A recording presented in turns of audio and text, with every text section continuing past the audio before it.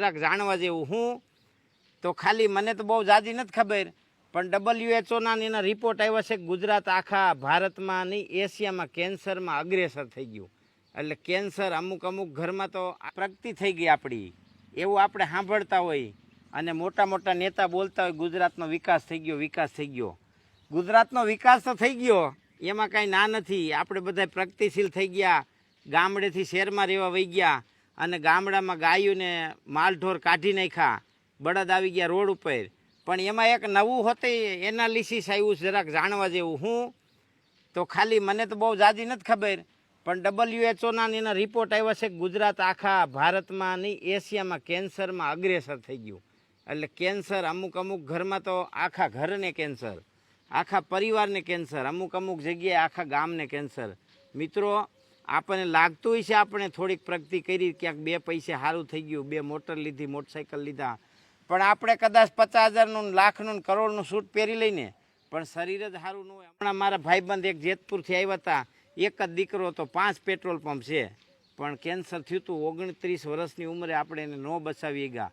એટલે ખૂબ જ દુર્ભાગ્યની વાત છે કે આપણે પૈસા તો કમાણા પણ બીમારીઓમાં ફસાણા, એના વિશે કોઈ દી આપણે કાંઈ જોયું નથી. અને હજી બગડી નથી ગયું, હજી પાછું વળી જવાય એવું છે. કેન્સર એક વસ્તુનું નામ લઉં છું, પણ ડાયાબિટીસ, હાર્ટ એટેક, પેરાલિસિસ આ 20 વર્ષનો 20ની 30ની વયસે આવવા માંડ્યા. એટલે આ કાંઈ આપણે કમાણા ન કહેવાય. મારી દ્રષ્ટિએ આપણે મરાણા કહેવાય. કમાણા તો એને કહેવાય કે જે શરીરથી નિરોગી હોય, 100 વર્ષનો ભાભો હોય ને હજી 100 કેરા ઊભા ઊભા ખાઈ જતો હોય ને એને કમાણા કહેવાય.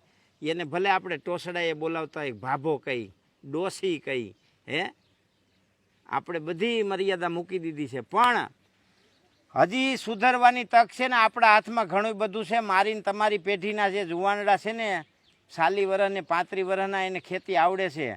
અને આ બીમારી પેરાલિસિસ, ડાયાબિટીસ, હાર્ટ એટેક અને કેન્સર, આમાંથી બચવાનો એક જ રસ્તો છે મિત્રો, ગાય આધારિત ખેતી, ગાય ગામડું ને ખેતી.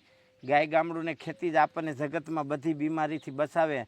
બાકી આપણે 1 કરોડનું કોમ્પ્યુટર, 100 કરોડનું કોમ્પ્યુટર, 1 કરોડની કપડાની જોડી પહેરી લઈ, પણ માલિકોથી હંધું પતી ગયું હોય ને તો એનો કોઈ મતલબ જ નથી. એ તો આ જેને થયું હોય ને એને સમજાતું હોય ને એને સાંભળતું હોય કે શરીર હું અને બીમારી હું. એટલે હું કોઈને નકારતો નથી ને કોઈની નેગેટિવ વાત નથી કરતો, પણ વાસ્તવિકતા સમાજની આ છે. તમે જુઓ, ગામમાં 100 છોકરા પરણે ને તો એમાંથી 97 દવા લઈએ ને છોકરા થવાની, તૈયાર સંતાન પ્રાપ્તિ થાય છે. એટલે આપણામાંથી ફર્ટાલિટી વહી ગઈ. આનું પરિણામ હજી 20 વર્ષ પછી આપણે ભોગવવાનું છે. એક તો આપણે એક છોકરા કરી નાખ્યા, બીજા છોકરાનું નામ લઈને તો બાયુ ડિવોર્સના પેપર તૈયાર કરે. એટલે એક તો આપણે એક છોકરા કરી નાખ્યા, એમાંય પાછી આવી ભયંકર બીમારી આવી જાય એટલે ધોરું થઈ જાય ભાઈ, કાંઈ વધે જ નહીં, હાવ ધોરું. પાડોશી મકાનમાં લાદીઓમાં પીપરાના તુલસીના ઝાડ ઉગી જાય. અને આ અમે નજરે જોયું છે. ભગવાનને પ્રાર્થના કરી કે આવી બીમારી કોઈને ન દે, પણ આમાંથી બચવાનું અટાણથી વિચારી લેજો. આ એક